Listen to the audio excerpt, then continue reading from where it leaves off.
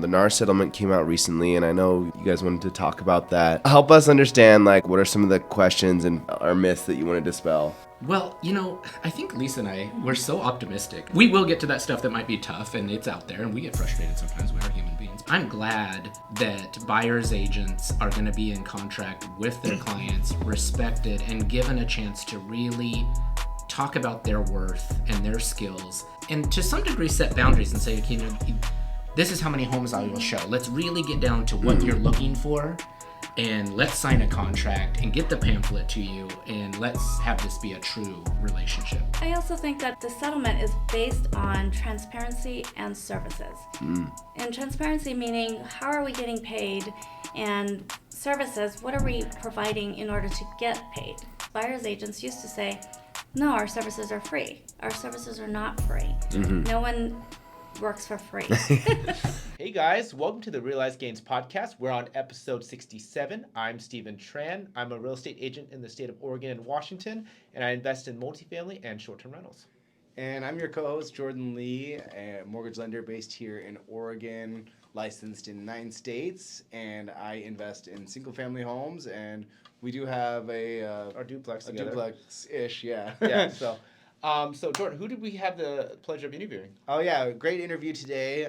We interviewed Lisa.nishioka from Xanadu Realty, as well as Nick Schultz from Century 21.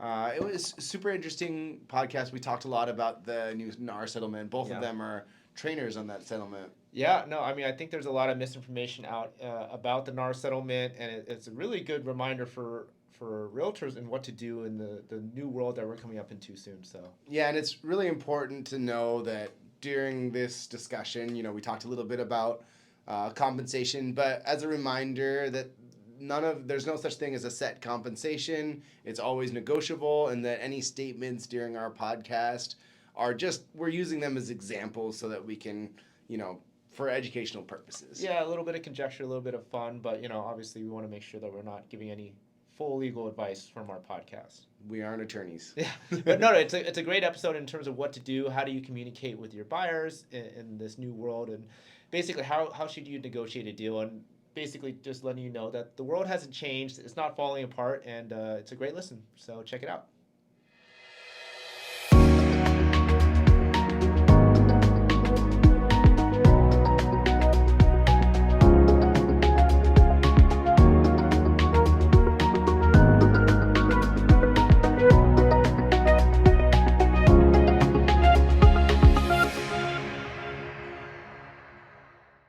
Hey guys, welcome to episode 67 of the Realized Gains podcast. I'm Stephen Tran. And I'm your co-host, Jordan Lee, and we're super excited to have a couple of guests. One of them is a returning guest here. Lisa, you want to introduce yourself real quick?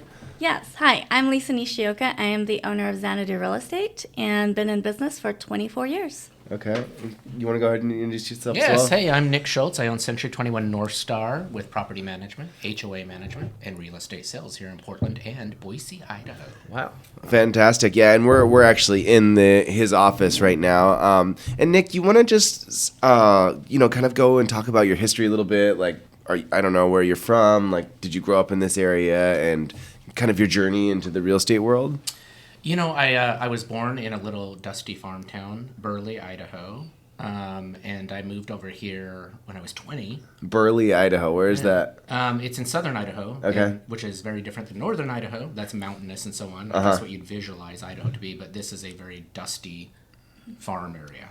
Okay. There's not a whole lot more to say about it. During the Great Depression, it was a part of the Dust Bowl. That's right. Yeah. That's okay. Right. That's right. Yeah. So potatoes. Still a small town. How far from Boise? Probably about 2 hours south of Boise. Okay. Yeah. Mm-hmm. And that's where one of our offices are today. Yeah. In Boise. Mm-hmm. Well, the suburb of Boise, Caldwell, Idaho. Oh yeah. Yeah. Mm-hmm. And then I moved here. I met my husband. I was not in the industry. I worked at Portland Center Stage at the Armory. Oh, okay. I did some acting around the city, including there, and then I was a fundraiser because it is a nonprofit theater, one of the best in the country, for those that don't know. Oh. And then he had started a company that was getting busier and busier and busier, and I was kind of at a stage where I was kind of looking at other things to do, and I got my property management license and started helping him there.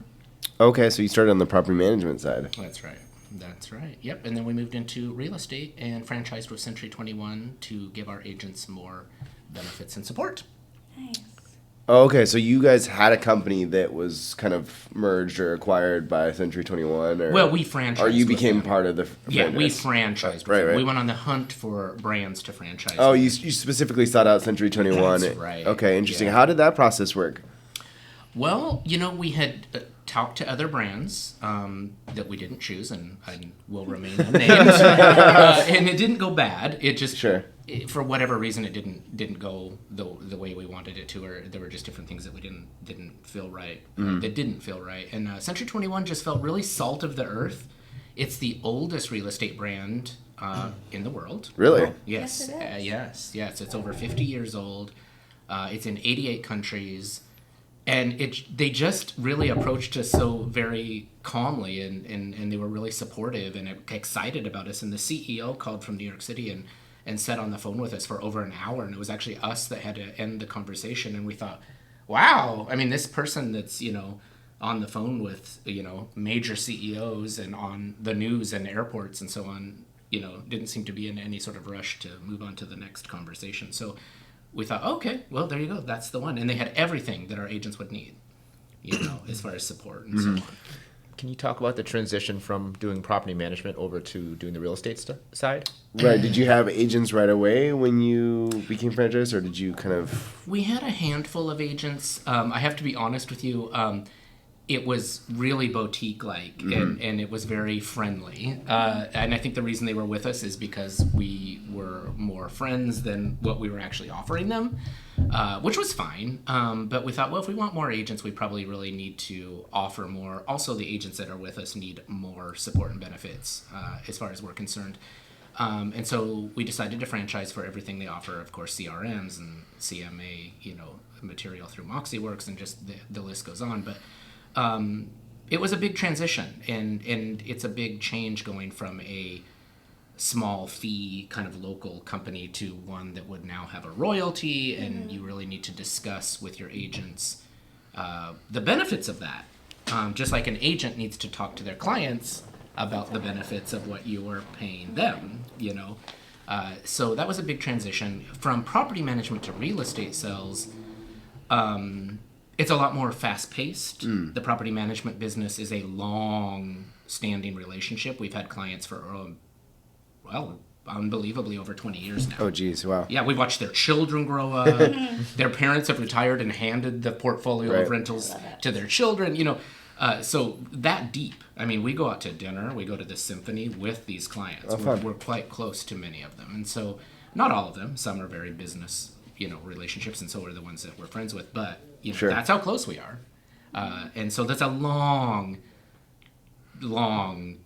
relationship where the real estate side is a little bit, as in and out. Though we do obviously have clients that we've had for years and years and years that refer us and so on. So it is somewhat similar that way. And you mentioned a little bit that you're now at the space where you're kind of merging and acquiring other kind of smaller boutique firms, and it sounds like you're looking at targeting firms that do both have a property management profile and agents. Talk to us about that niche, and how do you think it's like a good space to be in terms of having kind of two different revenue streams there versus like only agents or only property management? Good question. Okay, so I will answer because I've watched John Turner answer this for 22 years. John Turner wanted to start with property management as a base. As the real estate industry ebbs and flows, it can be a harrowing experience for an owner. And so the base of property management gave us a base of income that kind of helped us not have to worry about the performance of the real estate firm going back and forth through. Much more stable, right? You've got, if you have 1,000 units or whatever, it's just everyone, even if 10% aren't paying or whatever, or vacant, you're still getting monthly checks. Exactly. And then it starts building into referral, just again, like agents, so similar.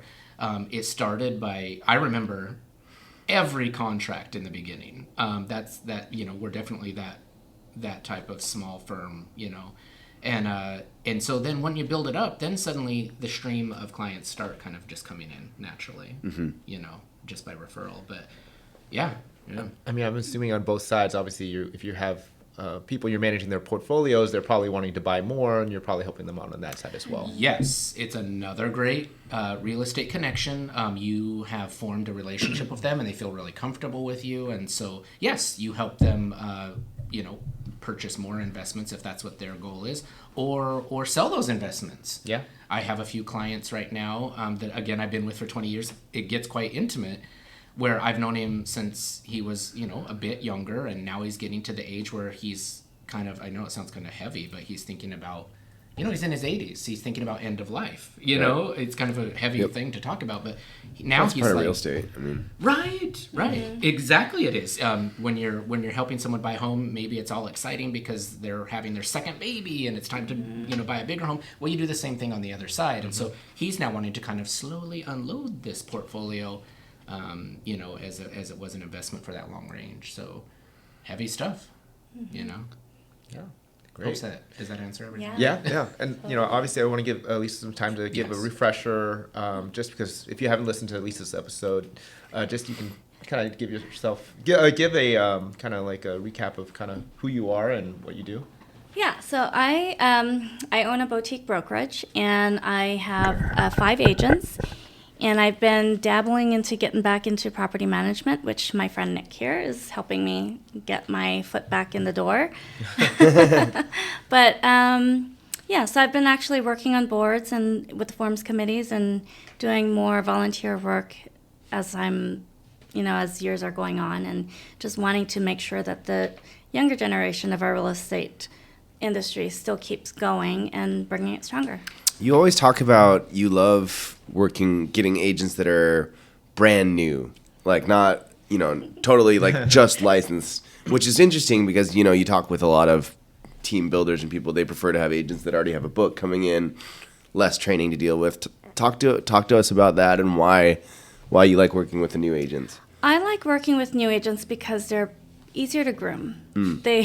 They understand you, and they are heavy on wanting to know that knowledge. They want to learn, and that is where it gets me all excited. I want to see other people succeed, and so that for me it's like, okay, let's do it. And so watching them grow, and it's like your baby just growing up and seeing them be successful. It makes you feel good inside knowing that you were a great role model for these people. Less about the production numbers and more about that mentor-mentee relationship. Yeah. Interesting. Love that. I'll say this too, about when you get a team and you're bringing on experienced agents, they have their own flows and it might not always mesh. So like you said, I do like the idea of, I don't want to call it grooming, but... Not necessarily grooming, but, it's helping them to grow in their own way and helping, and mainly just working on what they already have, the talents that they have, because they're coming in because they have that strong talent. It's just us building up on that and working with it. Would you say it's better for retention, getting new agents versus getting someone a little bit more experienced to come to your team? Yes. All the agents that I have on board have been with me for at least 8 to 10 years now. Oh, wow. So they're long-term agents. They stick with me because they know the way that I work, and my trainings with them are evening trainings or whenever they need me. Right. And can you kind of talk about why you're kind of moving back to or adding property management back into your portfolio? Is it the changes in the industry, or is it just something that you'd want to do to kind of build your business? As I'm getting older, I've decided that I'm going to need to create a broader search of my legacy. And so by putting Xanadu back into the property management sector, we are building it where it becomes profitable, where we can eventually end up selling the company if that's what my children decide they want to do down the road. That's a super interesting mindset about having a business, not only that generates cash flow, right? Because everyone thinks about that, but it's also nice to have something that you can sell when you retire, right? When I think a lot of people are not focusing on the long term, and they're always focusing on that short, I need to pay the bills tomorrow type mindset. I did want to ask, I mean, I don't want to say I have a property management company. I manage my properties, but what does it really entail for the both of you in terms of building out a property management business? Maintaining it, and I guess I can let you speak to that. Repeat that one more time. Basically, what does it entail to build a property management business? Like, I'm an investor. I know Jordan's an investor, and we have property managers too, and I don't know what their business entails. But what does it take to kind of build out a property management business? What resources do you need to have that? Well, it's complex. So in Portland, I think if you're starting a property management business, this is the best place to do it because it's got the strictest landlord-tenant laws in the country. So it's kind of like New York. If they say if you can make it in New York, you can make it anywhere. If you can make it in Portland, you can make it anywhere in property management because you have learned the toughest property management laws. You need to make sure that you speak to an attorney. You need to make sure that you speak to your tax people. You need to make sure that you have all of your client trust accounts set up properly as a third-party representative. Yeah. As opposed to a single, owner, like a self-manager, and just really, really, really strictly adhere to the rules and make sure that everything's going to, the deposit accounts and the owner, accounts, the trust accounts, and so on. How about like maintenance and things? How do you get the right people to do the work? Well, that ebbs and flows. You have people that start off good, and then maybe they get distracted or what have you. But it's about interviewing. It's about getting to know people in the industry so you don't have to interview. We're at the stage now where we rarely interview because we know so many property managers and so many maintenance people that if we have something come up, we just know who to contact. We also have in-house maintenance at this point that is helpful. Nice. So That's nice. that's a separate entity, and that is helpful in that we can do maintenance for people that maybe don't utilize us for full service. Maybe they just need us to fix something. Okay. So it's yet another. Do you do that sometimes? Just like do the initial lease up and then let the client take care of the rest of the stuff? Yes, we happen to do it all, just because it came A la up. carte is what it Yeah, is. a la carte. Okay, is that okay? A la carte. Yeah, we have people that call us that say, we have one rental. We're really busy. If you could just do what we call a lease-only contract, where you advertise, show, run the background check, and then hand them their tenant. Nice. And that often evolves. Oh, okay. I never thought about that option. What is the typical fee structure for that? I mean, Well, there is a standard fee structure. Again, that's changed for us over the years because the fees were very different when we started. I think probably the average, and again, maybe this would be my own personal thought on this, but the average would probably be like a 10% for full 10 or service. 12. Yeah, exactly. And that covers for us, full service management, emergency 24-hour service. oh, sorry. And what about if you're just doing that a la carte service, like a lease up? Is it related to the monthly rent that you would?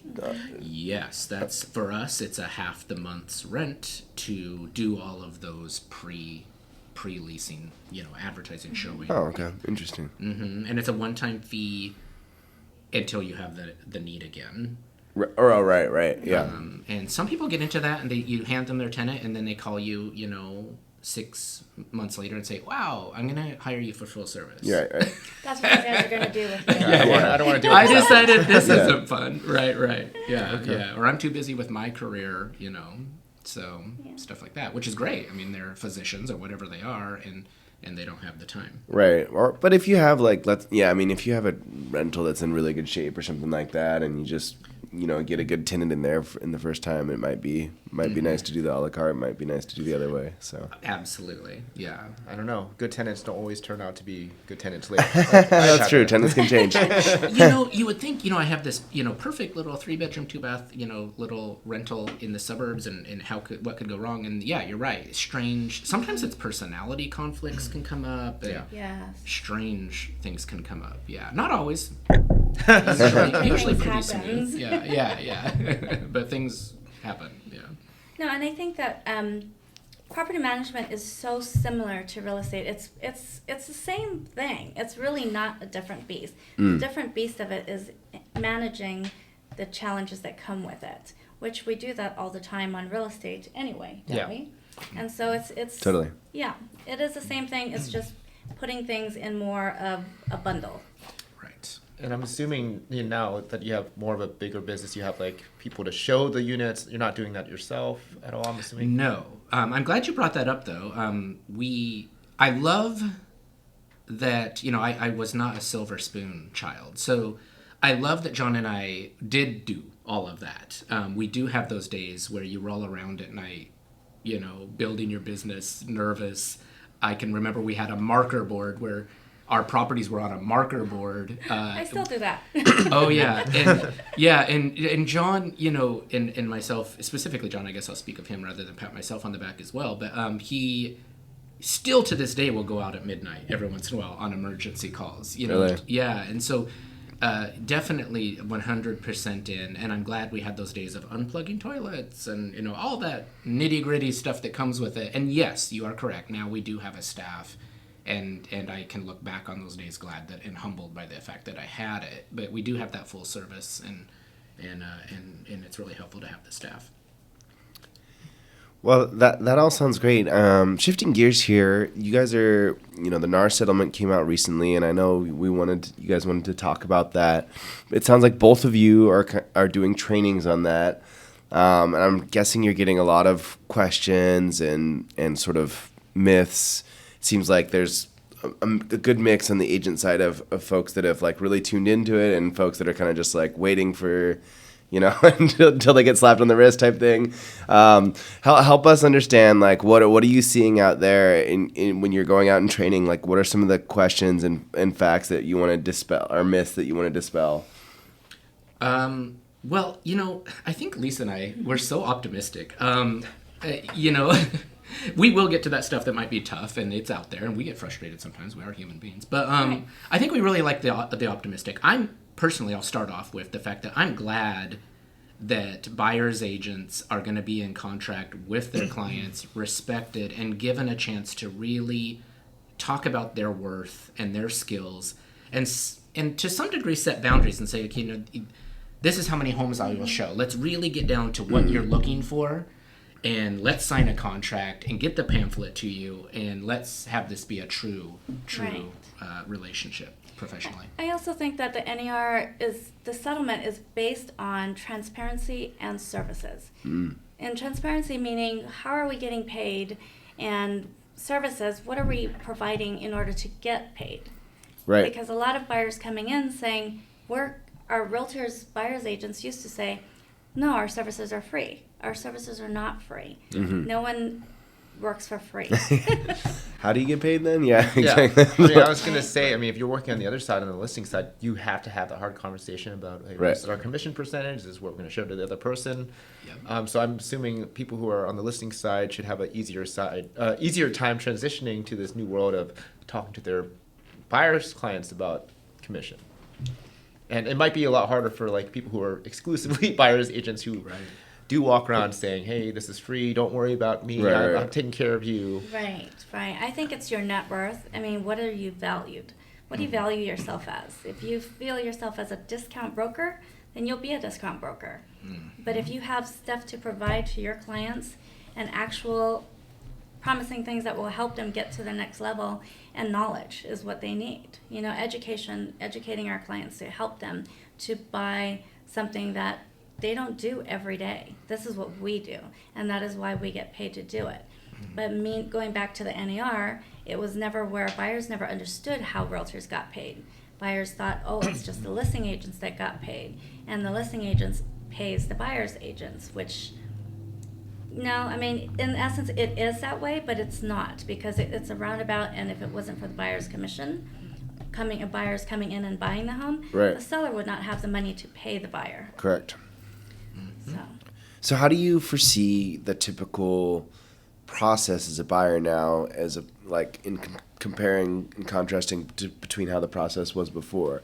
Like, do you imagine that the first time you meet with a buyer, you're going to just sign a buyer's agency agreement, or what is it? I mean, obviously it's going to change agent to agent, but is there some sort of standard that NAR is looking to see, or how do? Well, when you're coming up to, before you show any home to a client, they're saying that you have to have a buyer's representation agreement signed. So prior to showing any home, what about if it's an open house? If you're in an open house, you are working with customers. You're not working with your clients. Okay. But once they become your client and you decide to show them another home, then at that point you should have a buyer's representation agreement signed. So if you're a listing agent and you're sitting at an open house, buyers coming in, you don't need a buyer's agency agreement for that. No. But if you're a buyer's agent and you're taking your client and they want to tour 3 or 4 open houses that day, you should have some You sort should of if you want to get paid. right. So anytime you're showing houses, basically, you need to have that agency agreement. Yeah. It's the same thing when you're taking a listing. You don't take a listing without signing a contract. Right. You take a listing, you sign a contract, and what they've done today is now they're saying, buyers, now you have a contract as well. Because you don't go in, you don't get a surgery without a contract signed. Yeah, it's things like that that make it, and it's more, I say buyers respect that more, and they understand more. They don't take advantage of your time showing them 40, 50 houses because they know now what you're doing for them. Yeah, sets expectations a little bit, so they're not just dragging you around because like this guy's free, or he's getting paid hourly in the background somewhere. Right. It's like I don't know how he's getting paid. I feel like a lot of my buyers are that way, or they were in that way, and now that we're having these conversations, it should be a little easier. And switching gears a little bit, but talking about our clientele with the media, everything that's being said, the 5% commission's dead, the 6% commission's dead. How have you seen that conversation affect, the things on the listing side and on the buyer side? I think just like we were talking about, this is a great educational experience and opportunity for agents to explain their worth and what they do, and like you said, that was never the case. Somebody was always paying you, and so on. So I think it's a great. And it's always been negotiable, right? It's always been negotiable, and as long as everything has been formally discussed and everyone's on the same page, literally, I think this gives us an opportunity to be more formal on the buyer side, as we always should have been. I've been quite excited about this. I am too. It should have always been formal, and I always thought. I remember when I first got into the industry years ago, I always thought, really? The buyer side is that flippant? Like, ring, ring, ring, peel out of your driveway, go show them 20 homes, then suddenly they buy a home with someone else, and it's like, how can that be? Okay, so speaking of that situation, right? Someone calls you up. Right. They, for whatever reason, they want to see this house that they saw on Zillow or Redfin, and they're just trying to find the first agent that'll come show them the house. Right. You go, you sign a buyer's agency agreement, you see the house. They don't love it. You don't have a ton of contact with them. 2-3 weeks later, they get into contract with a different house with a different agent. What happens in that situation when you have that agency agreement? I think it's going to depend on, so if you're going to mediation or arbitration regarding that, they are going to look at how much contact have you had with them. Have you been in constant contact with them, or did you just drop the ball? Okay, so if you go into a situation where there's mediation, then they're going to look at your email records, they're going to look at your cell phone records. How often were you guys texting? How often did the client try and contact you 3 or 4 times to show a house? And I'm going to assume, too, it has to do with who's the procuring cause for that particular house sale. Because let's just say, you signed an agreement, but then you were just the worst agent in the world. You weren't available, whatever. And they ended up, like you said, signing a contract with someone else and finding another house with that agent who procured it. And that agent maybe found them something that fit their needs. Now, in Oregon, and this is just in Oregon, but we are coming out with a bundle of forms, and it's the buyer's representation bundle. And it's going to be 2 different buyer's representation agreements. You're going to have an exclusive and a non-exclusive. And the exclusive will be that the buyers are working just exclusively with you as a realtor. If they sign a non-exclusive, that's giving them that permission to go work with multiple realtors. Oh, interesting. And then coming back to, now in the non-exclusive agreement, it specifically states in there that should you not be the procuring cause of this property, and I get paid, or the other agent takes care of that and gets paid, your agreement becomes null and void. Interesting. That one goes too. One time we purchased a home out of state, right? And in that state they had buyer's agency agreements. The agent didn't really talk to me about it at all. And I just saw it when I was signing my offer letter. And I asked her about it. I was like, "Oh, what's this?" And I guess in my mind, I would have liked to have that non-exclusive right, so that if I wanted to offer in a different city, right, with a different realtor, then I wouldn't have to be going back and forth. So that I can see how that non-exclusive makes sense, right? If you're making offers in multiple areas, right? Well, I'll say this too. On the agreement, it does state which areas you want to be working with. Because if you're looking at I don't know, the north end of Oregon and the bottom end of Oregon, I don't know if that agent wants to deal with the entire state. Right, you know? right. But what about like, so as far as, you know, when in the buyer's representation agreement, you have to put specifics of what the buyers are looking for. In that sentence there, the new form or the revised version of it will state there that these are just like items that are considered, but this doesn't hold it to. So if they buy a house that's not things that are said on there, but it's close to it, they'll still get paid for that. Okay. Because you have to describe what your services are to these buyers, and what if it's not? They do a whole 180 on you and decide to buy something totally different. Totally different, yeah. It's within the same realm. Okay. So that'll be interesting to see how eventually when that gets litigated, right? Yeah, I mean, I would say just be as specific as you can, or make it openly vague where it can be, you can insert something in there. When I think going from, like, say, northern to southern Oregon or something, if you did like a total change in your geography, that agreement would actually even help the referral agreement, because you've already so specified what they're looking for. So then you'd have the referral agent in the other area. I never thought about that. Melds perfectly, and makes that even more concrete.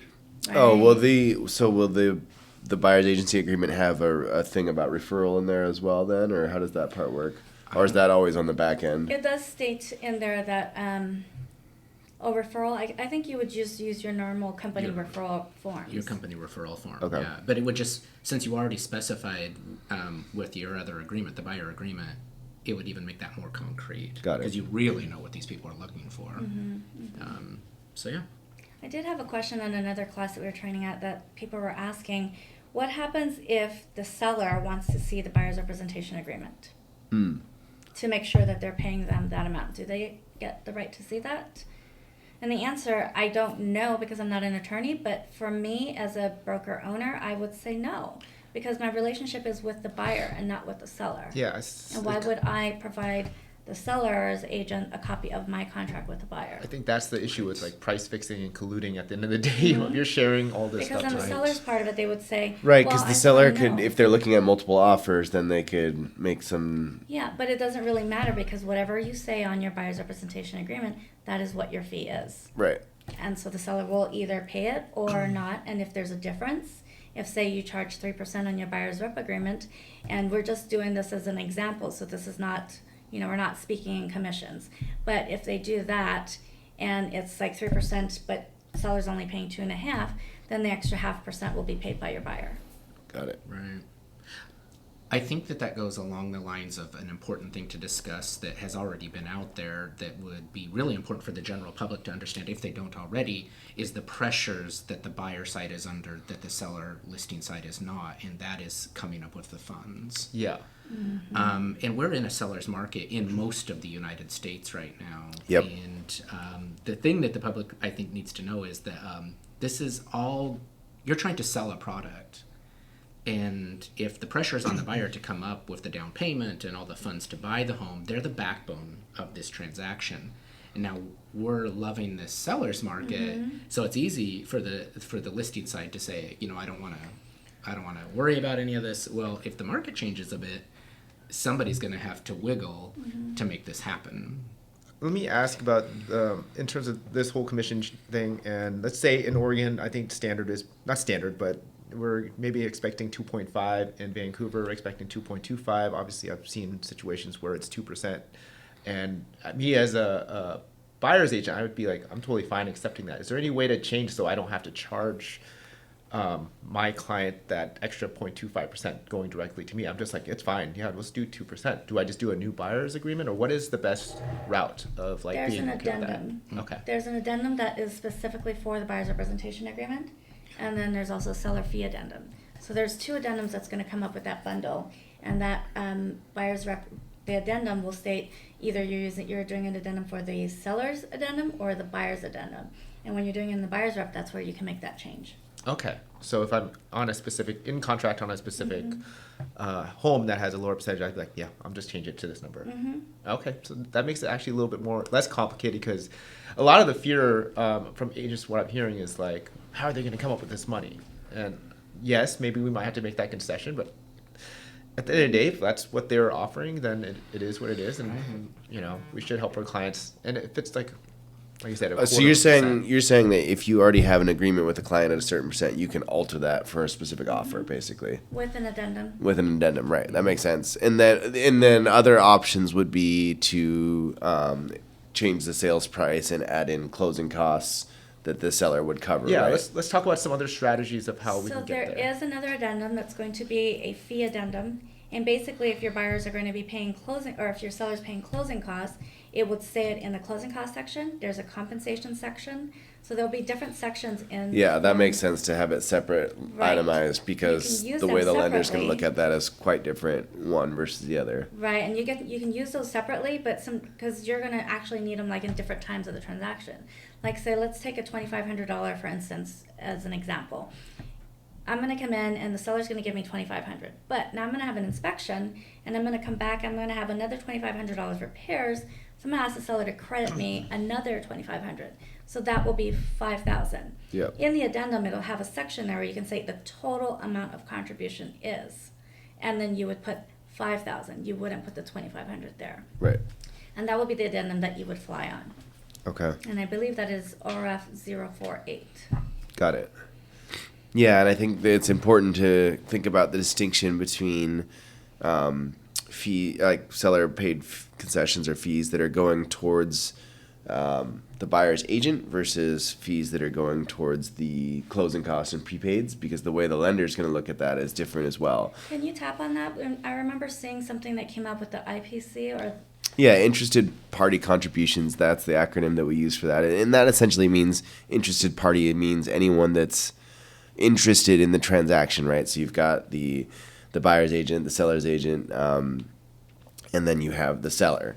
And so essentially, those contributions that they can make are capped, and they can depends on the type of program you're doing, right? Conventional versus FHA versus VA versus USDA. They all have different rules with how much can be contributed to the buyer, and on a conventional loan, it's also governed by the amount of money that the buyer is bringing in as down payment.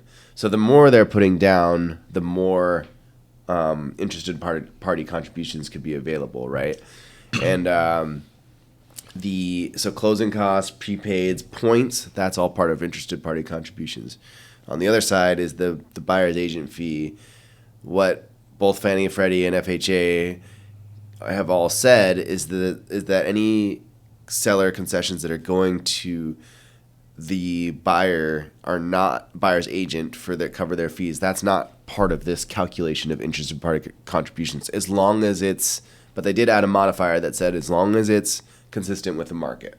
So meaning it has to appraise for the amount. So if we were to add on there $15,000 for buyer's agent compensation. Yeah, I mean any time that you're fussing with the price, right? So if the home costs $400,000 and you are adding, if you negotiate the price to be $410,000 and $10,000 of seller credit, if that home does not pay appraise for $410,000, if it only appraises at $400,000, the lender is going to only view that home as a $400,000 home, and they are only going to lend on it in the way that it would be as if it was worth $400,000. It matters when you're putting a low down payment. When you have a high down payment, it doesn't really matter as much, because if your loan to value ratio changes from 70% to 60%, it's not as big of a deal, or 60 to 70%, as if you're putting only 3 or 5% down, you don't have any wiggle room there, because it'll change your program significantly. So to your point, yes, an appraisal is important, but the appraiser will consider what's on the contract, right? Of course, they're going to look at comparable sales within a mile or so, and that have sold within the last 6 to 12 months. But they will look at the full contract. They look at the purchase price. They look at what it says on there in terms of concessions as well. Okay.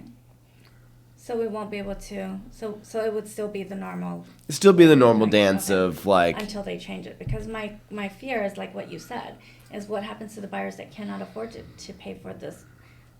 I mean, it's the same idea, right? If you're looking at a client that can't afford to pay closing costs, right? then they can't afford it. Yeah, that's gonna be the problem, right? So there will be some people who, the seller's not wanting to pay for the buyer's agent's fee, and the home, if we get into an environment where homes aren't appraising as well, which we haven't. I mean, when was the last time that we've been in that environment? Yeah, of course, it happens. You get one-offs, Yeah. right? But I'm talking about like actual, like it's actually happening on a larger percentage. I mean, we haven't been in any sort of environment where home values have gone down or gone stagnant really over the last. I mean, since I've been in the industry, it's been 8 years, and there's nothing. There's been no decline in values. It's okay. You're still a baby in the industry. Even in R20, I don't think that it's really come up. No. Yeah. Well, I did want to talk about these scenarios where the buyers can't pay just in full. Like you mentioned, these theoreticals where a seller has seen the news and like, I don't want to pay this person. Like, why do I have to pay? And they're not paying any commission at all. Can we talk about like unrepresented buyers and how that would work and how an agent could support their client who can't afford to pay them? Like, what would they do in that situation? Well, Lisa can back me up on this. I think that, again, comes down to you want to sell your home. I have a buyer. They can't, with the down payment, pay the buyer commission. What can we do with that? Mm-hmm. It's just another negotiation, platform. Yeah, do you have any other thoughts on that? Or? No, you're right. You have a buyer that's ready, willing, and able to buy your home, but then you have a seller that's does not want to comply with paying a realtor to represent the buyer. Well, then that seller is going to sit on the market a little bit longer unless another buyer comes in. Right. So it kind of goes both ways. I think that the seller needs to give a little in order for the buyer to give. I think it's a give and take on both sides of it.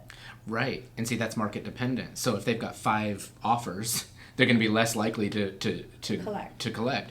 And so if we get to a market where they don't have as many buyers, well, of course, that's going to become more negotiable. Yeah. I think another thing, not to turn it into a huge conversation, since we may be at the end, but I know one of the things that's come up that maybe you can elaborate a little bit on this is that people have had a lot of concerns about veteran buyers. Oh, Yeah. yes. So if we could touch upon that, I know that comes up a lot, and a lot of agents work specifically with veterans. So any thoughts on that? In what sense? I mean, You can't use the VA loan to cover any buyer's commission, basically. I guess I haven't seen the actual guidance from that. I don't see why you wouldn't be able to do it in the normal way that we've done in the past, right? That the seller paid the commission, right? So are you saying a situation where the seller's not paying commission? Yes. Like, why would the loan be able to cover that? Because the VA won't allow contributions, right, towards compensation. That part, okay, that's a good question, because I'd have to look that up because I don't understand that portion. But my understanding would that be that you would do the similar situation where you negotiate a price and then have the seller paying the closing costs. That's what I thought, but I think there's more technicality to that. Maybe there I is. think you're just pushing the seller to make some concessions. Like you said, if it's a competitive market and they have to choose between someone with the VA loan and they're not wanting to pay the buyer's commission, and that client can't afford it, then they would obviously choose other offers. But if you're the only offer there and you have a willing buyer, you're going to have to probably push the seller to concede more than they wanted to get to that point. That's what I'm assuming. Because I think the narrative of it is it's very short-sighted. They're not taking any further steps after this whole they can't afford to pay. Now what? Well, now we negotiate. That's the thing, right? Right. I mean, The buyer side can't do it. It doesn't say the listing side can't. Yeah. yeah, that's how it's always been, right? I guess Kind of, not really. It's hard to explain, but basically we skipped a step because there was just an understanding, like, okay, this is the percentage. And now that the media has gotten into our clientele's head that they don't have to pay, well, that is adding a lot more homes that are starting to have no commission on that. My first couple years in real estate, I had never seen a house with no commission. And I don't know if that was common with you guys. But there's a standard set, and maybe it's a little low sometimes. Like, why is it a 0.25% lower or 0.5% lower? But we just dealt with it. Oh, okay. So I see. So you're thinking that a buyer, you can't have on the closing disclosure that the buyer is paying the buyer's agent their commission. Mm-hmm. Yeah. On the VA. That I see what you're saying. So, yeah, I mean, I think essentially, you have to have the seller pay for it. Like, Or they'll have to change their programs or comply with everybody else. With financing, banking will have to kind of help us out. yeah, there. there's the VA is very specific laws on how you, because veterans are a protected class. Right. Just like elders are protected class, and there's different protected classes, and just like with it, if you have a VA loan and you get if you get deployed and you have bills, like if you're late on those bills, it doesn't matter, like because you're a veteran, you're protected against that, and you can you have this time period where there's laws specifically set up to give you grace on those, because when you get deployed, how are you going to take care of your bills at home, right? So in that sense, those protections against veteran are really strong, and because also there's been times in the past where VA loans were basically, and a loan officer could add a lot. Part of the Dodd-Frank Act changed it, where a loan officer could add a lot of extra fees on the loan. So they've been really careful with the way they've set up their loan programs, so that you're not in any way kind of taking advantage of veterans. So I think it would be, I don't know if they're going to be quick to change any sort of programs but yeah, I think it would be more in the negotiation side if you're worried about in that sense. Yeah, I mean, I'm a little scared thinking if there is an interest rate drop and the housing market gets a little bit more competitive, and now we have these new agreements in place where people can't cover. I think there's going to be a lot of people who, I want to say this is theoretical, being pushed to the side because they can't afford to pay their agent, and the sellers are not willing to obviously concede, especially when they have multiple offers. So. Yeah, I did want to get into theoreticals. That is interesting, and that is a concern. Certain buyers may be affected than other buyers, and that is a hot topic. Yeah, let's get into that. I mean, obviously, if you read the CNN articles about the 5% commissions gone, et cetera, they're saying this should push down house prices. It should be better for the consumer. What are your thoughts on that? It can't. It can't possibly push down prices. I mean, better for the consumer, but there's no inventory. Yeah, right. So how do we take the prices down without any inventory? It's still going to go up no matter what. It's all based on interest and demand on the home. Supply and demand. Yeah, so I've not understood that either, because it's all about demand and where you live. No, go ahead. Yeah, and the urban growth boundary is being negotiated in the Portland area to get more housing out there on the market, and I think that would probably be almost a bigger impact. But even still, let's say we expand the urban growth boundary a little bit. When do we get homes? It takes time to build. I know, a whole neighborhood. Yeah, because they do talk about Damascus, Happy Valley being because they opened that up a few years ago. You're right. That's going to be 10 or 15 years. It takes Sherwood, Newburgh, all that. Yes. And in that time, how many more families are needing homes? It's never. Right. There's never just a big influx of homes, right? Right. So let's talk about the change that's happening in July with MLS. Yeah. So in July, MLSs across the board is not going to be able to post compensation in their MLS. So you will not be able to see a buyer's agent compensation. So you won't know if the seller's paying you or not. Right. And then you will never. You also cannot put it in private remarks. You won't be able to put it anywhere in that. That's where you're going to have to rely on your buyer's representation agreement. Right. Yep. So get that signed and get that negotiated and sell your worth. Yes. Your skills and so on. I think it's very important for people to show what they're worth and why they're deserving of their commissions at this time. Which was great. Well, Yes. let's talk about that scenario. The buyer's agent commission is not on there. People are writing contracts. What are you kind of seeing? What do you perceive to happen as soon as that transition happens? What is the learning curve for us to get okay with that? I'm going to sell, great offices on that quickly. I think it depends on who you're with. And I think if you're agents, you really need to look at the office you're in. And this is where me selling my company and Lisa as well, you should be with a company that has a lot of great training and cares about their agents and has already prepped you for that change. We've already gone into great depth with our agents, so they're going to be ready to roll. And I think we're going to have agents that maybe are with a firm or haven't taken the action, and they're going to be a little more confused. Yeah, I mean, can you go broad strokes of what that might look like for, I mean, even just consumers who are just interested in the process for an agent with this change?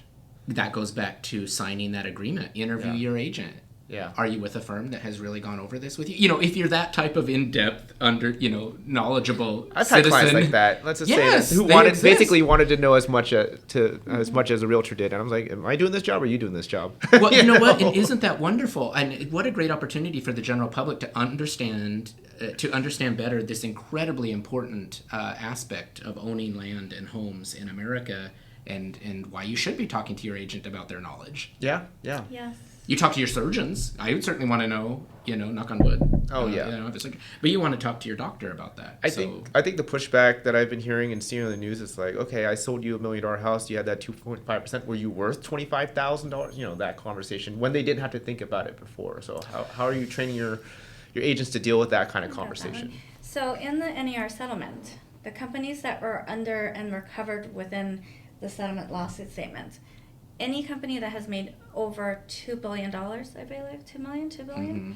that amount, if you've made more than that, then you are covered if you're within that company names under the lawsuit. But if you're not in that suit and you make $2 million or more, you do have that. Oh, you mean you could still be liable? You can still be liable. But if you For your- make under for your that, previous transactions, you don't yeah, have yeah. to. So definitely research that as an agent. Yeah. Like Century 21, I think, was involved clear back in the even prior. They settled earlier, right? They settled Yeah. way earlier. Yeah. So definitely know where you are and how that has affected your company. But here's the other kick to that. Don't expect to get a really large paycheck from the settlement because you'll probably get a check for 50 cents. I think the lawyers got all the money, didn't they? Yes. Right. The caveat, yeah. Well, to me, it's like, if we get back to an environment where you're getting 10 or 15 offers, instead of just looking at, you've got your price, you've got your closing costs, you've got, what did they waive the appraisal, did they waive inspections, and now you've got this fifth thing about what is this The commission. commission. So it's like one more element you're going to be looking at when you're gauging offers, right? And I'm assuming on the seller side, outside of terms, you're basically coming out, what is the net number that I'm getting? Yeah, Outside of terms. ultimately, that's know? what matters, right? Just like when you're looking at closing costs, what is the net amount of money you're getting, right? And then what is the time frame, and what is the risk of this one closing or not? Right. Yeah. Do you guys have any just predictions, just in the overall market, trained agents and not trained agents, and what's going to happen? Is there a spiral to the bottom with discount agents? I feel like there's going to be, I feel like we're going to wean out the good and the bad. The people that actually do business from the people that actually just write the contracts and expect to get paid. There's a difference between those, and I think that the ones that will be sticking around, they are very good at educating their clients, and we're going to have a great market. Looking at builders who only pay 1% in compensation, this will all take care of that. With your buyer's representation agreements, you'll have seller's fee addendums. So working together and understanding your forms in your state and county.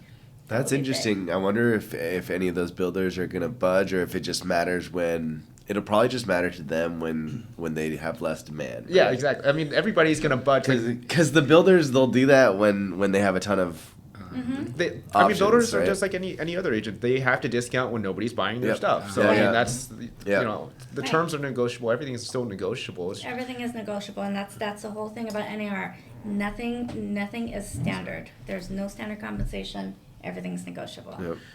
Some of that I think had already started when the rate just adjusted. A Sure. lot of agents Yep. had already, what was it, like 40% or something quite high left when it wasn't this fast-paced. Yes, we did lose a lot of agents. Yeah. Right, and to be honest, I think it was agents that enjoyed that quick and easy, wave. That is true.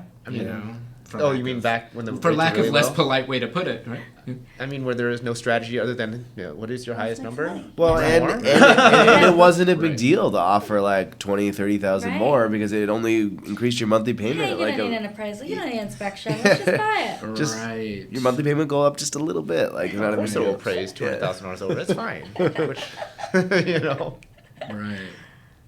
So luckily that had started earlier. So Yes, definitely. yeah, so I'm optimistic. You know, I we am tend to too. do that, but we'll have some real high quality agents that are in it for the long haul. Yeah. And it will continue to be this great. I think it'll just make our market a whole better place.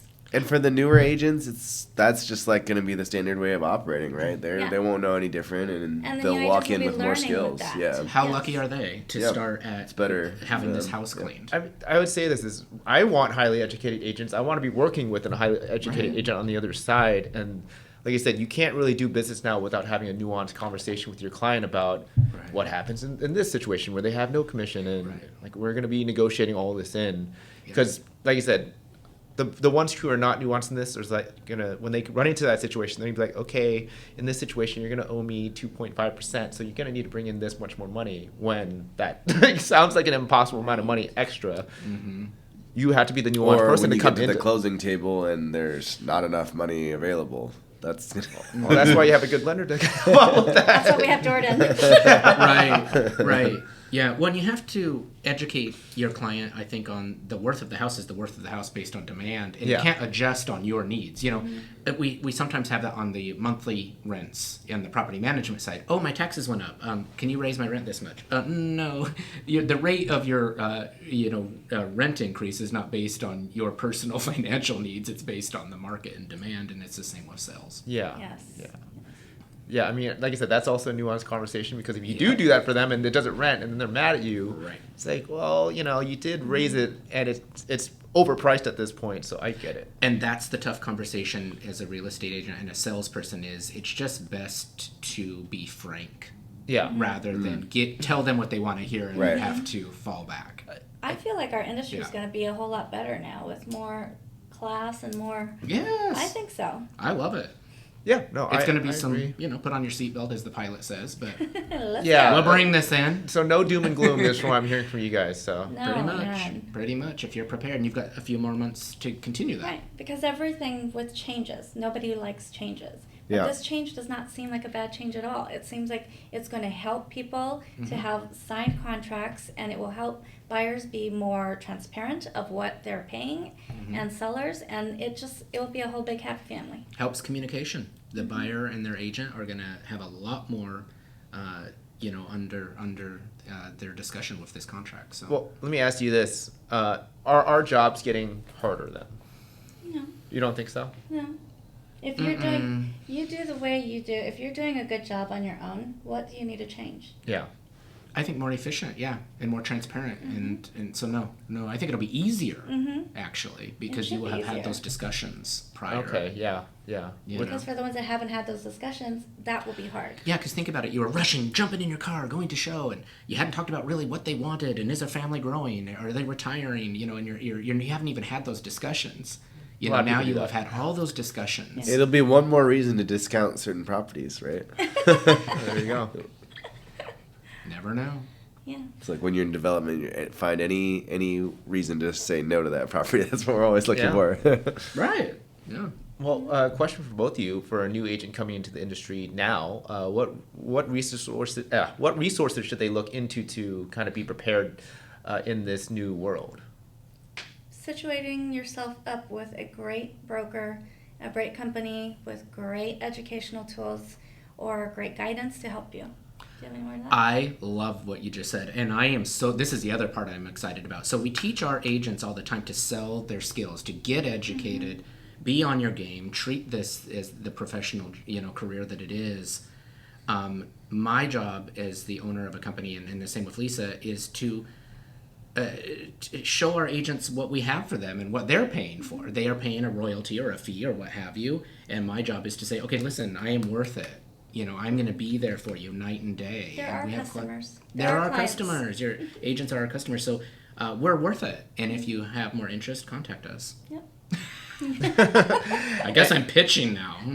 And then if an agent was starting and wanted to get to your position in terms of owning your own brokerage and having a team, what steps do they need to do to get there?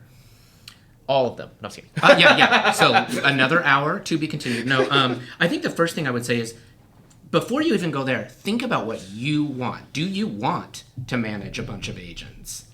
It's a job. It is Yeah. a job. I think a lot of people glamorize it, and just like any job, there's a lot of not glamorous. You don't just sit there and It's collect not checks. selling sunset. Yeah, exactly. It's not selling sunset. So yeah. So think about, do you even want to own a company? Because sometimes it's a lot easier to just make a lot of money and sell homes and so on than it is to run a company. It's a different ambition. Do you even want it? So Yeah. think about that first. We take on quite a bit of liabilities too. Oh my gosh, so many liabilities. You're really selling it. Yeah, I know, right? Yeah. So I know. I guess we've been optimistic till now. Yeah. So I wouldn't say don't do it, but if that's your ambition, do it. So then it comes to, what do you need? Well, again, that comes down to having the right banking, talking to the right lawyers and your tax people, and making sure that you're ready for the long haul. Or get great mentors. Great That's what you mentors. do. We've been in the business with all of our people for 20 plus years. Our tax people, our attorneys, we've all, just like our clients, we're their clients, and we've been in business with them for just as long. Yeah. So Great. And if people are looking to get a hold of you, just if they were interested in Century 21 or interested in Xanadu, how could they get a hold of you? well, obviously you can Google our company and find us that way, both of our companies, and then of course we're also on social media at C21 Northstar. C21 Northstar. .com, and then XanaduRealEstate.com. Great. Well, thank you guys so much for your knowledge. We really appreciate it. All right. Bye. Thank you.